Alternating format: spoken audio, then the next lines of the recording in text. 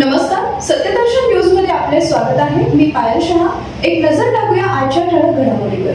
तर 3 महिन्यानंतर एलपीजी सेवा बंद होण्याची शक्यता. आखाती युद्धाच्या पार्श्वभूमीवर देशासह राज्यात गॅस सिलेंडरचा तुटवडा निर्माण झाला असून नागरिकांना मोठ्या अडचणींचा सामना करावा लागतोय. गॅस बुकिंग करूनही वेळेवर सिलेंडर मिळत नसल्यानं हॉटेल व्यवसायावर मोठा परिणाम झालाय.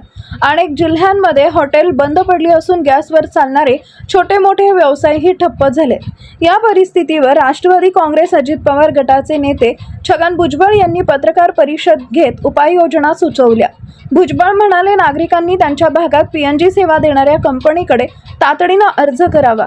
3 महिन्यात पाईपलाईनचे काम पूर्ण झालं नाही तरी अर्ज केलेला असल्यास एलपीजी सेवा बंद होणार नाही असं ते म्हणाले. जर नागरिकांनी अर्ज केला नाही तर 3 महिन्यानंतर एलपीजी सेवा बंद होण्याची शक्यता आहे. मात्र ही अट सर्वत्र लागू नाही.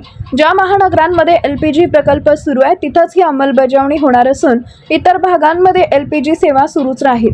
याशिवाय व्यावसायिक वापरासाठी गॅस कोट्यात 50% वाढ करण्यात आल्याचंही भुजबळ यांनी स्पष्ट केलं. त्या भागामध्ये पीएनजीचं काम करणारी जी कंपनी असेल तिच्याकडे ताबडतोब तो अर्ज अग्रेसित करा. 3 महिन्यामध्ये या सगळ्या ठिकाणी जर पाईपलाईनचं काम नाही झालं समजा, पण तुम्ही अर्ज केलेला आहे, तर तुमचं एलपीजी बंद होणार नाही. कारण तुमचा हेतू घेण्याचा आहे. पण कदाचित पाईपलाईनचं काम पूर्ण झालं नाही तर तुमचं एलपीजी बंद होणार नाही.